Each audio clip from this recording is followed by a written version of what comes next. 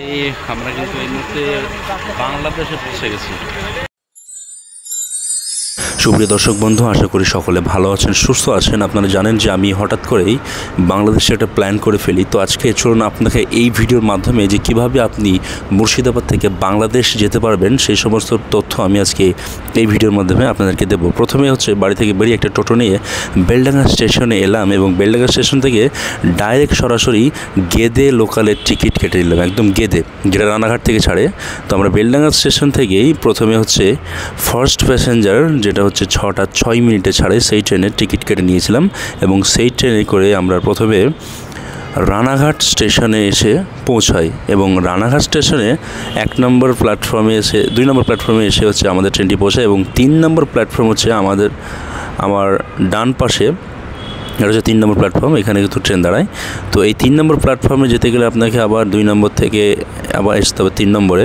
তো আমরা 3 নম্বর প্ল্যাটফর্মে চলে এলাম এবং এখানে কিন্তু গেদে লোকাল দাঁড়িয়ে থাকে, অনেক সময় দাঁড়িয়ে থাকে, অনেক সময় থাকে না। তো গেদে লোকালে আমরা চড়ে বসলাম এবং গেদে লোকালটি বেশ ফাঁকা ফাঁকাই ছিল।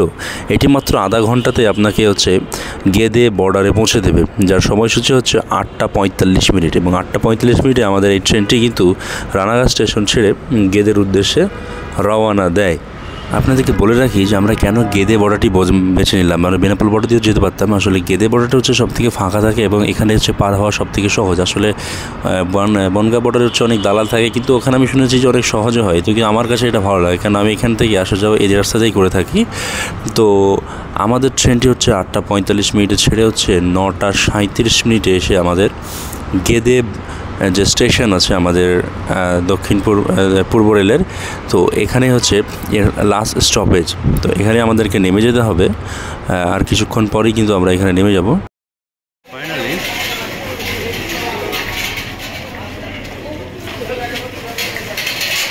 স্টেশন পৌঁছে গেছি আমরা, এই ট্রেন। আর এই যে আই লাভ ইন্ডিয়ান রেলওয়েজ দেওয়া আছে। তো বন্ধুরা, ক্যামেরার পরে অ্যালাউ হবে না অবশ্যই, আমি এখানে শেষ করছি। ইমিগ্রেশন চেক করে তারপরে ওপারে গিয়ে আপনাদেরকে বাকি ইনফরমেশনটা দিচ্ছি। আপনাকে যেতে হবে হচ্ছে বাংলাদেশ বর্ডার যাওয়ার রাস্তা। আর ঠিক এই জায়গাতেই হচ্ছে আমরা হচ্ছে টাকা যেখানে এক্সচেঞ্জ করি যার কাছে, আমি আপনারা দেখিয়ে দিচ্ছি জায়গাটা।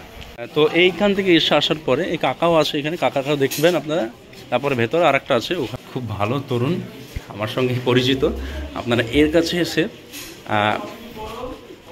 আমি দেখিয়ে দিচ্ছি।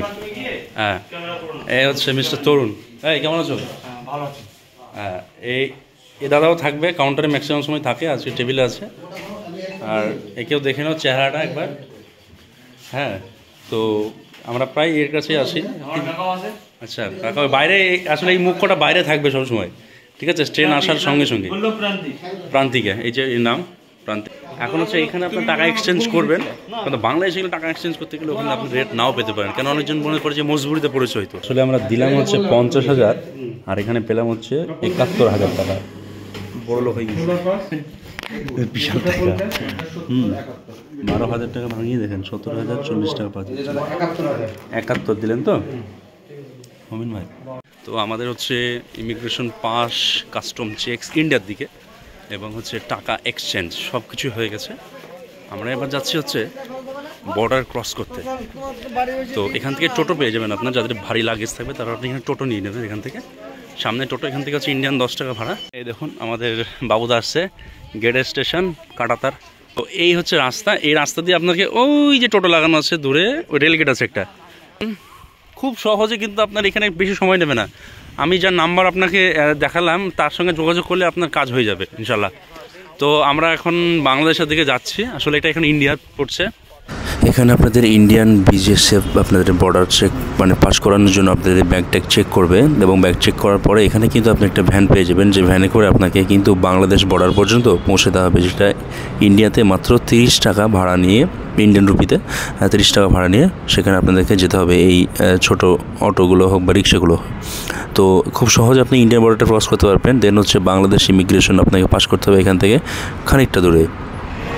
হিন্দু ভাই একই সাথে আমরা ভাই ভাই। হ্যাঁ হ্যাঁ, হিন্দু মুসলিম একই দিন দুটো তো সামনে হ্যান্ডেল তো বন্ধুগণ, ভ্যান থেকে নামার পরেই আপনাদেরকে বাংলাদেশ ইমিগ্রেশন যে কাউন্টার আছে সেই কাউন্টারে কিন্তু এভাবে হেঁটে হেঁটেই আসতে হবে। জায়গাটি খুবই সুন্দর। তো এখানেও বেশি সময় নেবে না। এখানে আছে একটা ফর্ম দেবে, যে ফর্মটিকে হচ্ছে আপনার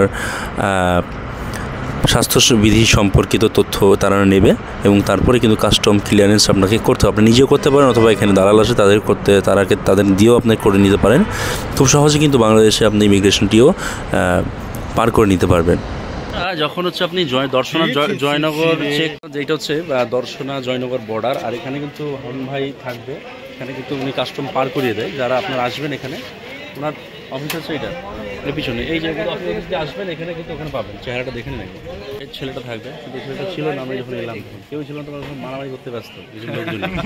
ঠিক আছে, তো এই ভিডিওটা এখানে শেষ করছি। ভিডিওটি ভালো লাগলে লাইক শেয়ার কমেন্ট করতে ভুলবেন না। চ্যানেলটি সাবস্ক্রাইব করে দিন, পেজটিকে ফলো করে দিন। জয় হিন্দ।